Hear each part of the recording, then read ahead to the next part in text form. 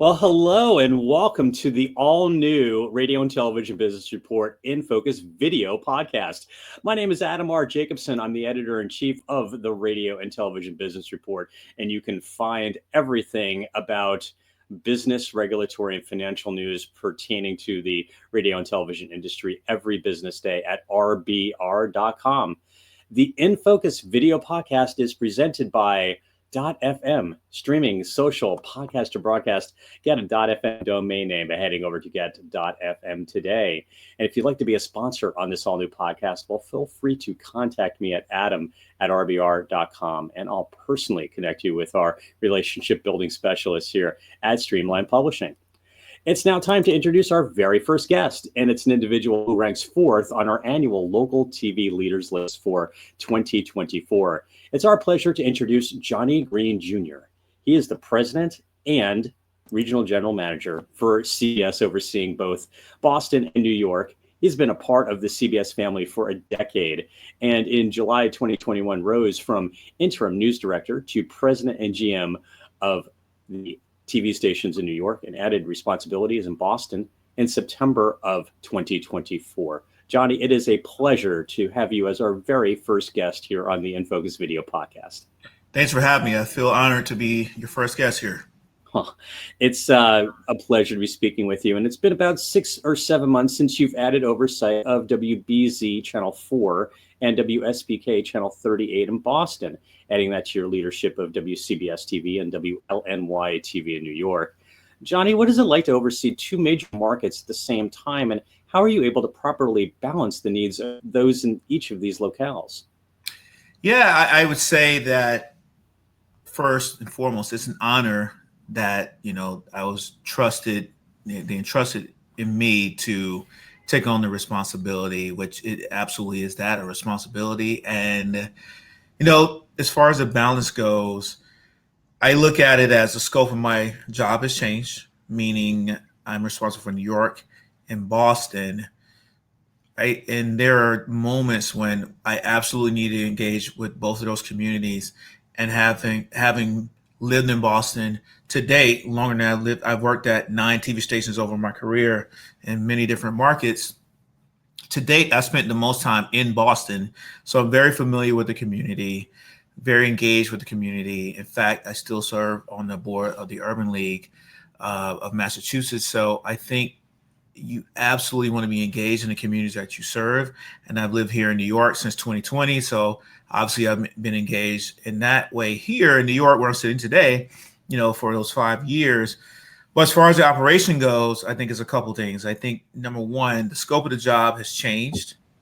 However, the commitment is, okay, you have New York and Boston. I'm 100% committed to all of it, no matter where I'm sitting. If I'm sitting in New York today, I'll be in Boston next week. But if I'm sitting in South Carolina, where I'm from, or Albuquerque, New Mexico, where I may visit at some point, the commitment is always there. And most importantly, out of everything I've mentioned, is having leadership people in both places that can lead their departments, loop me in when I need to be looped in. For example, in Boston, we have a station manager, Chris Ruggieri, who's been in for many years, also very much entrenched in the market. And we talk 2 to 3 times a day, whether I'm in Boston, whether I'm not in Boston, and having that constant communications with our leaders. Have the right people around you, trust them, and get out of the way. And I'm there to support, and that's kind of my role. For CBS's owned and operated stations, just as it is for its peers in local broadcast television, newscasts have become an important draw for the viewer.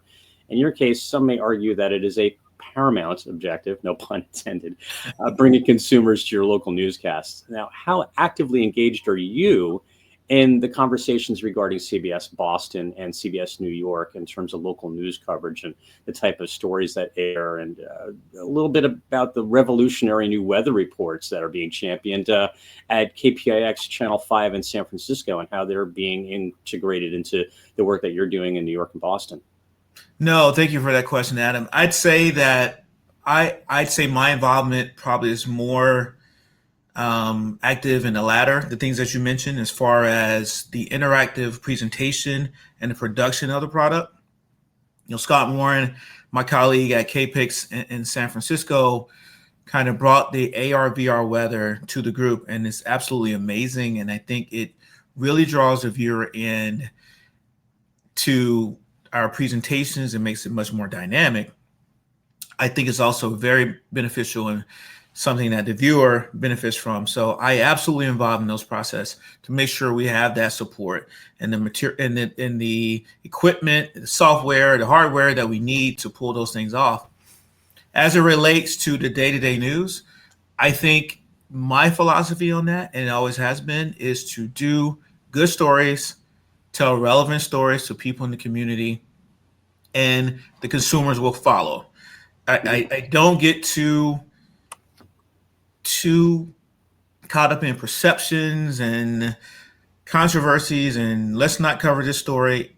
It starts from doing what we think is right as far as coverage goes.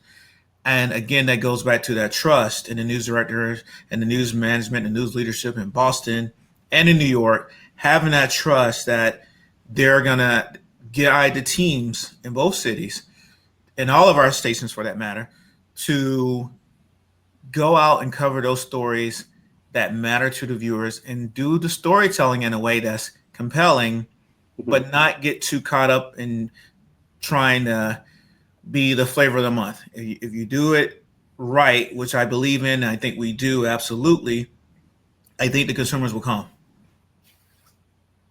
As we've discussed recently in our Winter 2025 quarterly magazine, attracting advertising clients to newscasts has become a challenge for many in recent years, and the chief marketing officer may not even think a newscast is, quote, brand safe anymore.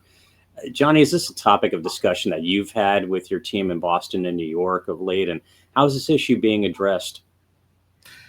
You're right. There's certainly that narrative that exists in the marketplace, and I separate the conversations. When it comes to news, I'll go back to what I just mentioned. It's storytelling, telling good stories, telling the relevant stories for our communities. And we're only able to do that by being engaged in the community. And we have journalists that are actually embedded in said communities. And, I'll take New York, for example, where we have journalists that are embedded in Harlem, the Bronx, Brooklyn, Queens. And we do pop-up newsrooms across the market to where we are engaged with viewers and we truly hear from them about stories that are impactful and get feedback on stories that we've already done. And I think on the news side, it's all about telling those stories that are relevant and being compelling and our storytelling and dynamic and evolving with the times and how people view the products these days to stay relevant in that space. On the sell side, and as it relates to, the CMOs you reference and the, and kind of the somewhat the narrative is out there, it kind of goes back to the same thing. Like it is, that narrative is there. We believe and trust that we're doing the right product every day that will attract viewers, whatever platform they choose to view us on. And that's the kind of our marching order, so to speak, for lack of a better term, to go out to the marketplace to attract viewers and consumers to our products. Mm-hmm. Digital solutions are more important than ever in today's world, Johnny. And it seems like every day we get a report hyping up streaming and its benefits to advertisers. Can you share a little bit more about the CBS Boston and CBS New York fast channels and the apps and how that online accessibility has really helped to bring everywhere, anytime access to your outlets? Yes, absolutely. That's definitely a focus for us in both Boston and New York, and just our organization in general.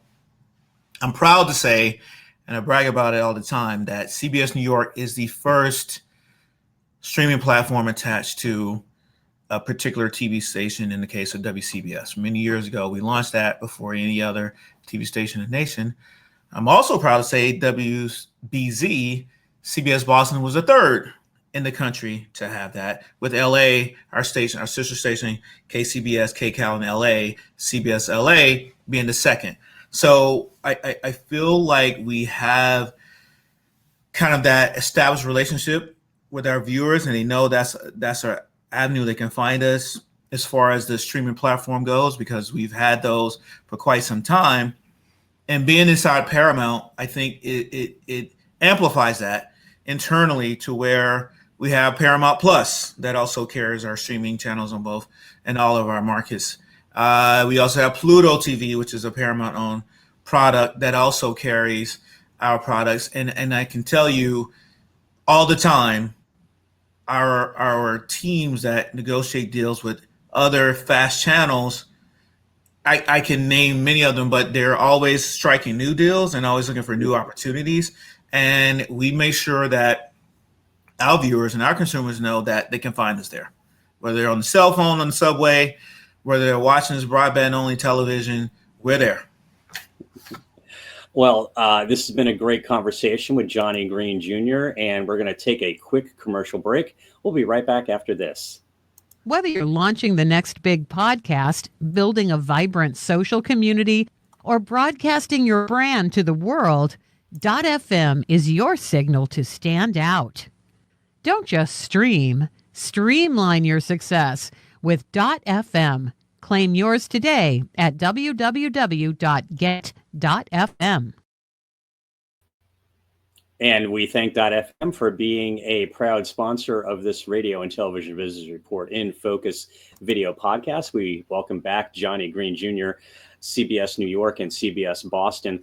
Johnny, because CBS is a part of what your local stations do, many viewers might assume that the CBS television network and the local Boston and New York stations are one and the same.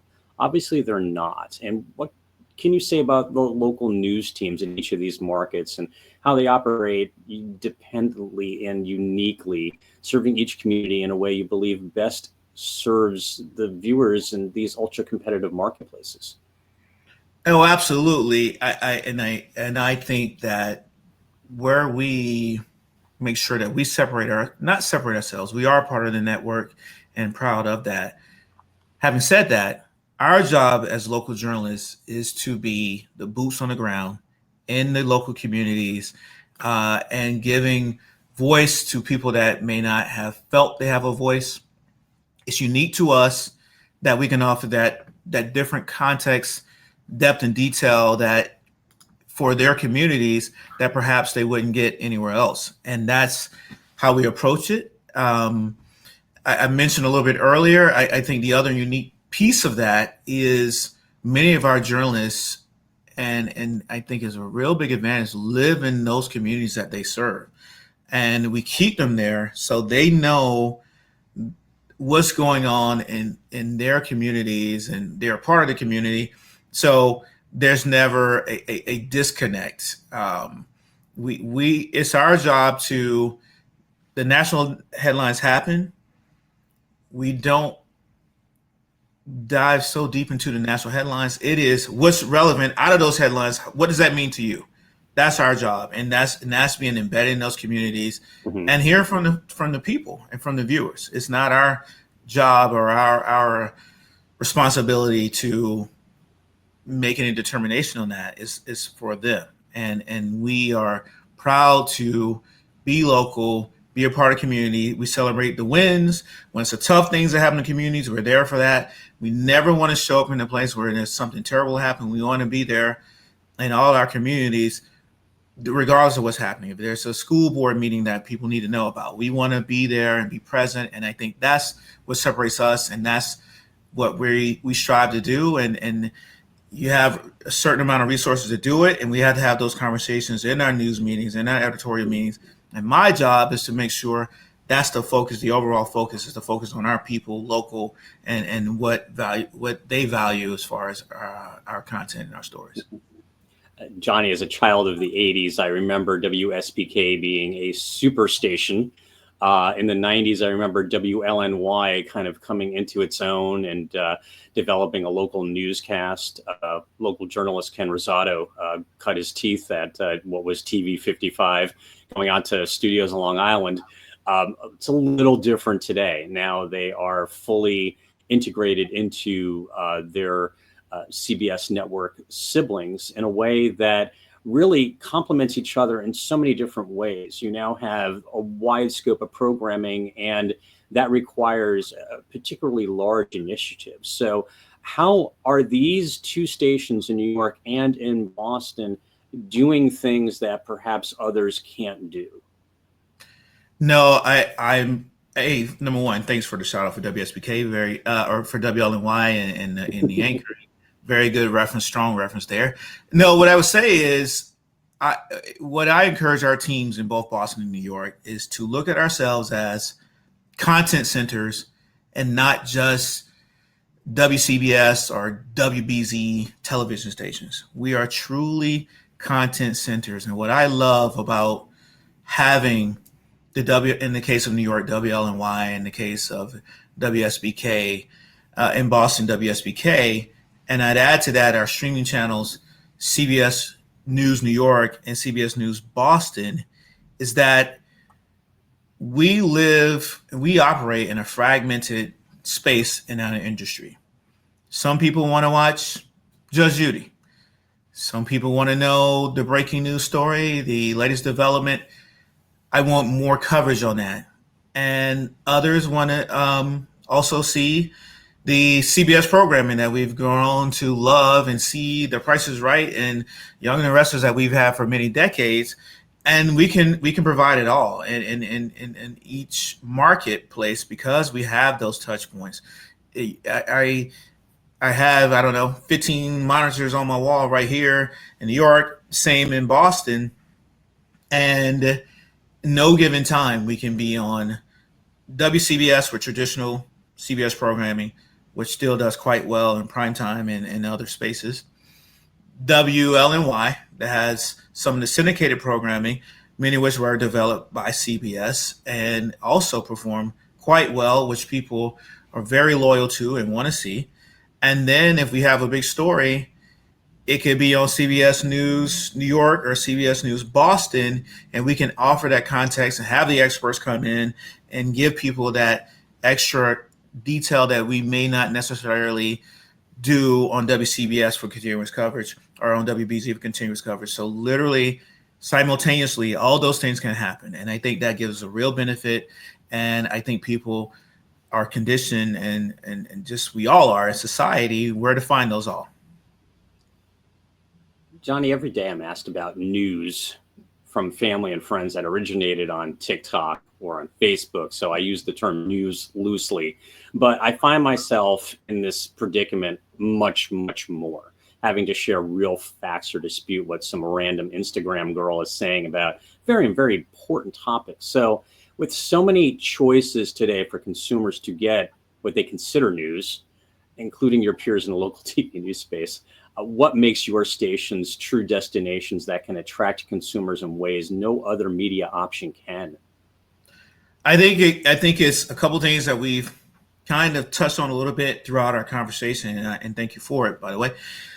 I think it's that CBS News has a certain trust that comes along with that, and us as local outlets, particularly in the case of WCBS and WBZ, a long time trusted brands in those markets. And it's more important than ever that our journalists are trustworthy, tell the stories for what they are down the middle. And that's where it starts. And that's much more valuable than we may ever thought about. It becomes a second nature for many of us as journalists that get into this business, but it's so much more important now, to your point, with all the with AI and stories that are generated, or is it a real story? My focus and how we focus our news teams and all of our teams, it goes beyond news, and all of our teams is we start with doing things what we think are the right things to do. Is this a right story? This is right for our viewers, making that determination. This is the right thing to do, not worrying about, not considering outside sources or is it controversial? This is the right thing to do. And then doing it the right way, getting it right. And I think we have brands that are so much associated. When you talk about WBZ, you talk about WCBS, you talk about CBS News, that have the reputation. We have to uphold that, be trustworthy, get it right, and do those stories that impact our local viewers. One last question for you, then we're going to wrap up our video podcast. I'm wondering what you can say about local newscasts in terms of this sense that they're being driven by the AARP crowd. I mean, we just had devastating wildfires in Los Angeles, the Eaton fire, the Palisades fire. The teams at KCAL 9 and KCBS Channel 2 did an incredible job. Pat Harvey really, taking a strong leadership role and working with so many talented journalists. And I know younger people were tuning in because they were directly impacted. But let's now, turn our attention to mid-March. Hopefully, that tragedy is behind us. How are we going to continue to make local TV a go-to, whether it's online or on air channels, for those that aren't just, there because they're waiting for the early fringe and primetime programming before they go to bed at 9:30? Is that a reality, or is that just a lot of chatter from people in the industry that want to present the image of local TV being for, quote, older people? No, thank you for that, Adam. A couple things. I'd say, first, I do want to echo what you said about KCAL and KCBS and my colleague Tim Whelan out there. Excellent work, and it shows the power and the responsibility that we have as local journalists. I watch the coverage. I've only been to LA a handful of times in my life, but I couldn't not watch the coverage because it was so powerful. And just to see how, when we set as journalists to do what we're gotten into this business to do, how much of an impact it has on the people. So that's first of all. So back to the kind of I think it characterizes as the AARP crowd. First, we love them. We're glad to have them as part of our viewership. I'd say it's a more layered picture. When you talk about a linear newscast, the demographic might say a certain thing, but that same newscast on one of those streaming channels that we talked about earlier, the audience is quite different than it would be on a linear, and it's literally the same newscast. Then you can take one piece out of that newscast, and we have a couple examples in New York that we put on YouTube, on our YouTube page, which there's another layer of that, the CBS, in this case, the CBS New York YouTube page, that in 13 hours got 150,000 views. Wow. It's just one particular piece. And it's still from that same newscast, that was on the linear product that has this audience makeup. That same newscast ran on the streaming, which the audience makeup is different. We know that.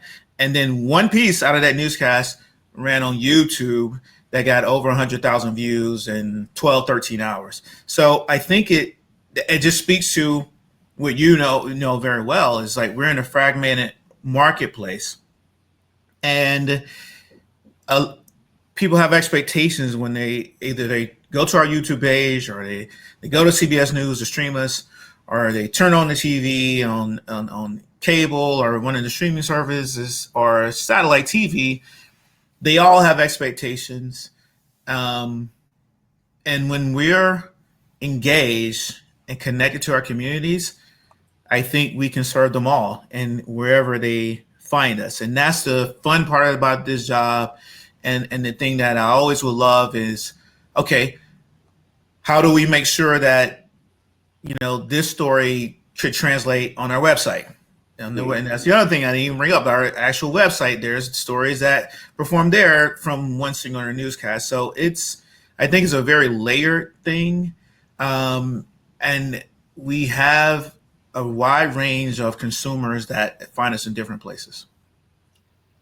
With that, I want to thank you so much, Johnny Green Jr., for taking time out to speak with us and to be our guest on this very first inaugural InFOCUS video podcast. It really was a pleasure. Likewise. Thank you, Adam. And I hope I live up to the standard. You did. You look great. And I have to point to the artwork in back of you. Love that. Is that custom? And I No, think I see just a test pattern from the 50s in there too. that's right. I actually got those from one of the websites, and you send the photo and they send it back, and yeah, there you have it. All right. Well, we hope to have you again in the future on our video podcast. This was great. Thank you, Adam.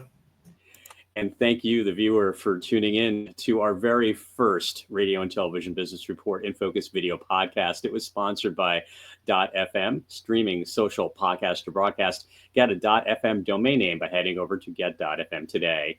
The InFOCUS video podcast is copyrighted 2025 by Streamline Publishing and is produced and distributed on the StreamYard platform.